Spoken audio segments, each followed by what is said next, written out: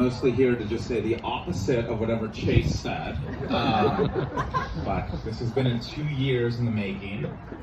So, hello everyone. I'm so happy to be here with all of you to celebrate Agustina and Simon.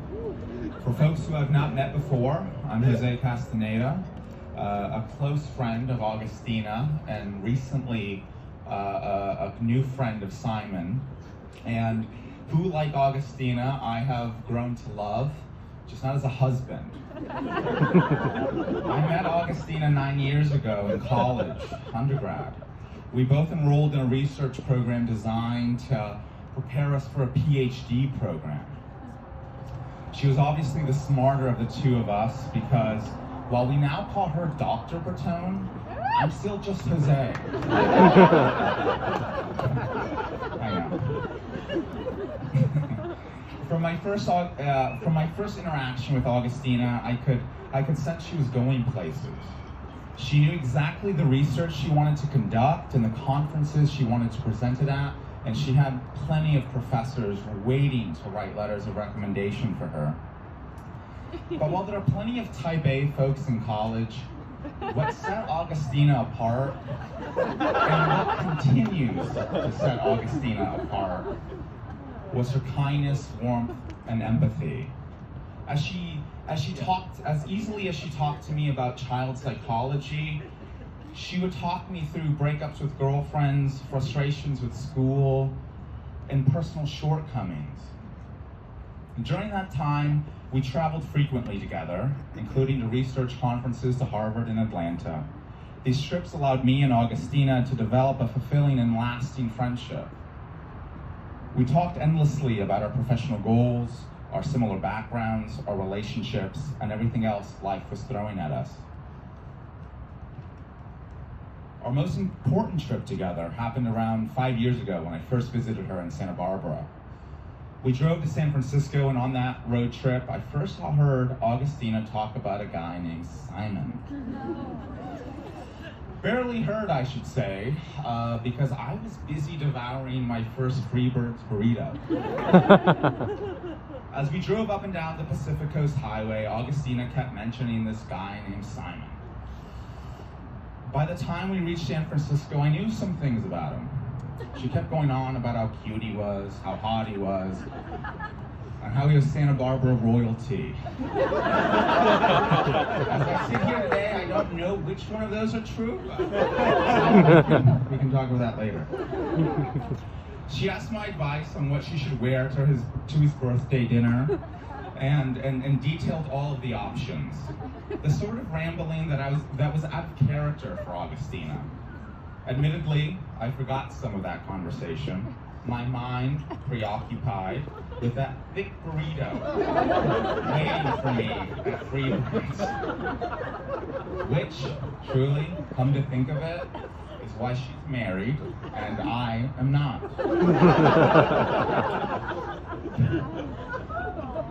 I had 2 this week, by the way. On Monday. Yeah, that's why I left. I've enjoyed learning more about Simon in recent years. Originally, I wasn't sure if we'd vibe or not. He was from the West Coast, I was raised on the East Coast. He was into business, I was into public policy.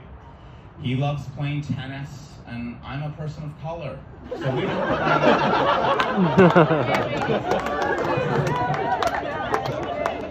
But as I got to know Simon, I realized that deep down, he's just like me. A bougie connoisseur of nice liquor, delicious food, and lake houses.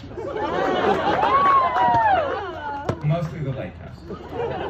In Simon, I found a true friend, someone who likes organic burgers from Stu Leonard's, for all the Connecticut people here, and refuses to drink any alcohol stored in plastic bottles.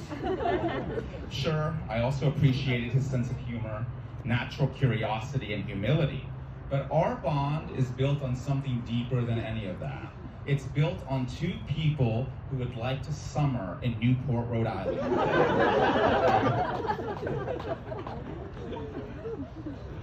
Agustina and Simon's relationship has been tested by geography and space, careers, and the daily human struggles we all face. Let's take a step back and realize how they got here. Within a few months of the start of their relationship, Simon moved to Australia to help a company enter a new market, while Agustina took on the demands of a rigorous PhD program. They also relocated to LA during a pandemic. All of this raises the question, throughout that time, how were they able to show each other the love and encouragement that ultimately brought us here today? A few months ago, I caught a glimpse of how they did it. One morning, we were all together in Connecticut at one of Simon's favorite lake houses. Augustina wanted coffee that morning, or more accurately, Augustina needed coffee. There weren't many coffee shops nearby, and she wasn't in the mood for Starbucks. Like any good millennial, she wanted something more local. Well, Simon being the selfless man he is, offered to drive to the next city for a highly rated non-Starbucks coffee. It was clear he wanted to do it because it would make her happy. It didn't matter how far it was, how early in the morning it was, or that Augustina could have had the Starbucks coffee 5 minutes down the road. At that moment, his goal was to make Augustina's morning a little better. And throughout that week, there were countless ways they both showed each other that same level of love, generosity, and commitment. I think this moment explains how they managed to wrestle through those more difficult moments in their relationship. Whether balancing multiple time zones or finding that perfect cup of coffee, Simon and Agustina genuinely want to see each other happy, and they're both willing to go to great lengths for that purpose.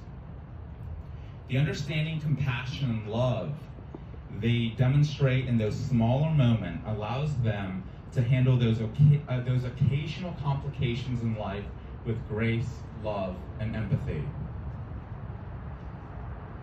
I'm so happy for them to begin their life together as a married couple, and I'm also very proud.